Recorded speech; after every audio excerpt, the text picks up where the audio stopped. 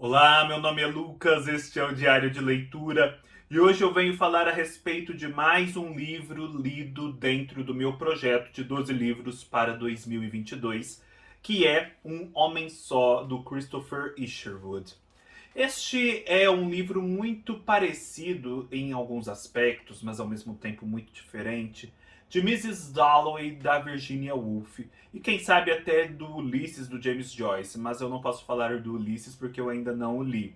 Que é essa estrutura de você pegar a vida de uma pessoa num único dia e ir acompanhando ela desde o amanhecer até a noite. E é interessante porque tanto aqui quanto em Mrs. Dalloway, nós temos esse dia extremamente ensolarado, um ambiente extremamente solar que começa assim.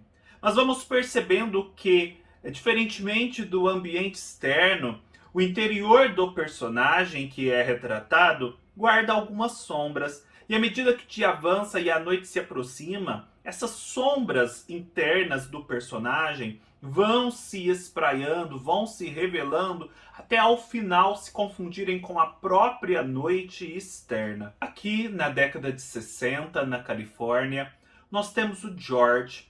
O George, que é um professor universitário de literatura britânico, que hoje em dia mora na Califórnia. A gente percebe que o George recentemente perdeu o seu companheiro, Jim, que morreu num acidente de carro há algum tempo, portanto ele está vivendo um luto. E ele acorda nesse dia comum da sua vida para poder se arrumar, depois ir para a faculdade, dar a sua aula. Para isso ele precisa dirigir ao longo de toda Los Angeles que tem muitas rodovias, muitas estradas.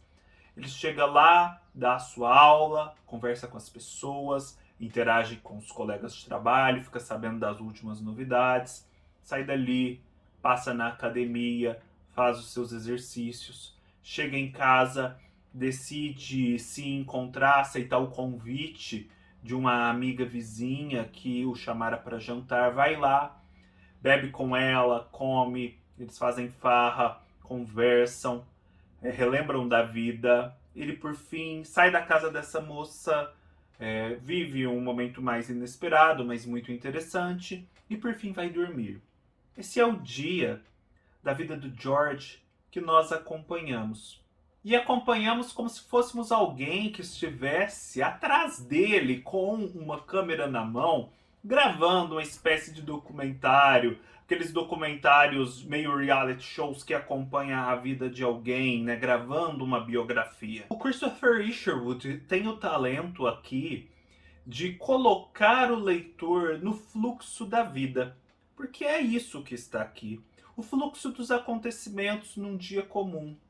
E uma vez colocado no fluxo da vida desse personagem, o George, o leitor passa a se interessar por ele e pelas outras personagens com as quais ele se encontra, como alguém que tivesse feito um novo amigo e estivesse caminhando com ele ao longo de um dia. Os pensamentos que o George tem, as memórias que ele vai recordando, as observações que ele faz a respeito das pessoas, as conversas que ele troca, as situações pelas quais ele passa, tudo aqui é muito genuíno, é muito orgânico.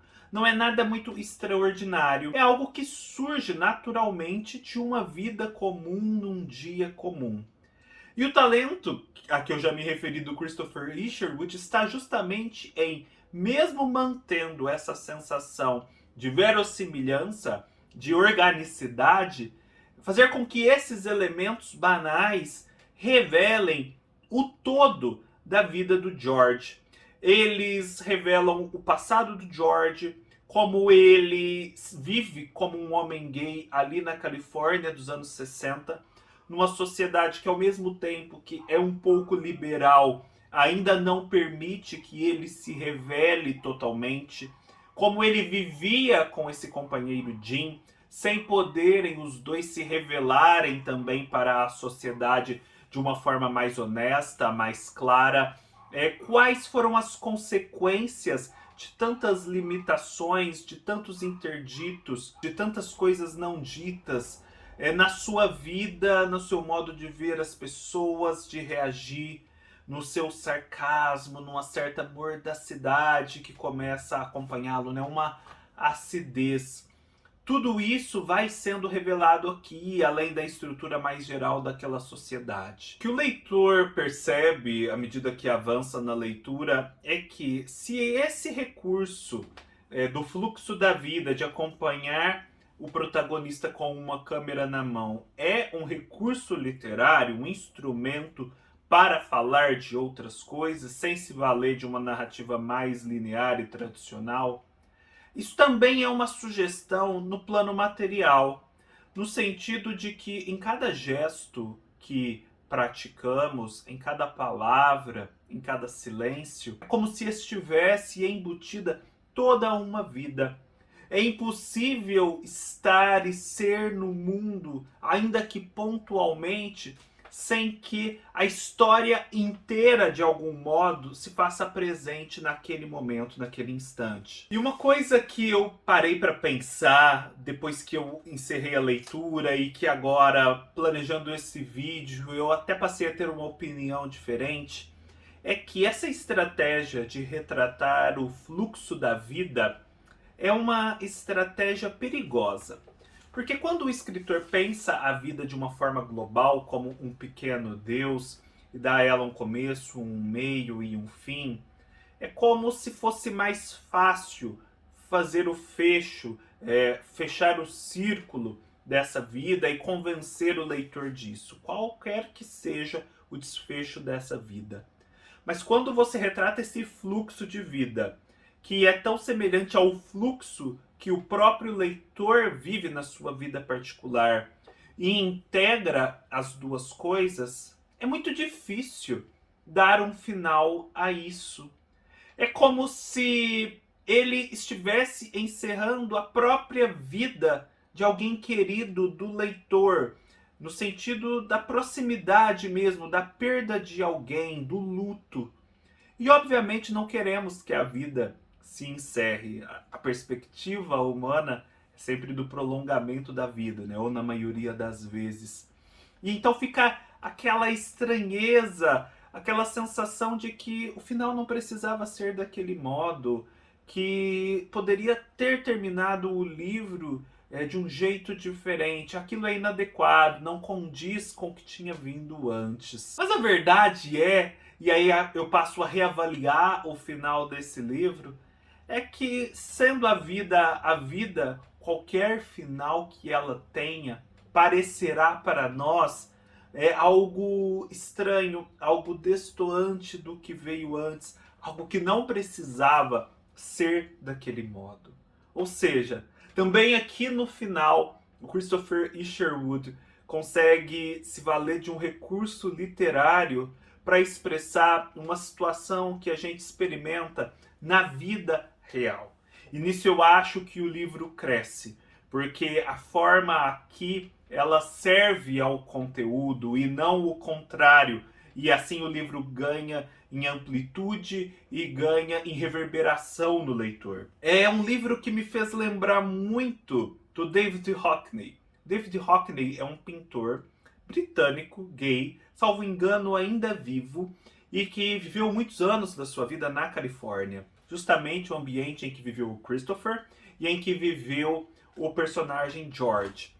E ele retratou justamente o Christopher Isherwood e um de seus companheiros, o companheiro com o qual ele ficou mais tempo na sua vida. E é justamente essa atmosfera muito solar, muito ensolarada da Califórnia, com cores muito vívidas, muito chamativas, muito envolventes, mas com uma certa nota de melancolia, né? Aquela melancolia do meio da tarde a que a Clarice Lispector se refere, né? A hora perigosa da tarde em que tudo está feito e que o silêncio invade, e com o silêncio aquilo que não se queria ouvir, que estava abafado. Eu me lembrei muito disso. Se eu encontrar, eu vou deixar aqui para vocês a pintura do David Hockney e a sugestão de que, como complemento dessa leitura, procurem a obra dele. Enfim, Gostei muito desse livro e eu acho que o processo de produzir o vídeo me fez aceitá-lo e gostar dele ainda mais, porque eu tinha ficado muito insatisfeito com o final. Mas na verdade não havia como esse livro ter outro final. E esse outro final nos diz muito a respeito do funcionamento das coisas. É isso, espero que tenham gostado. Se gostaram, deem um like, se inscrevam no canal, deixem seus comentários, me apoiem no Apoie-se. Todas as referências estarão aqui embaixo para que vocês possam fazer esse apoio e agradeço a todos que já apoiam. Abraço, até mais.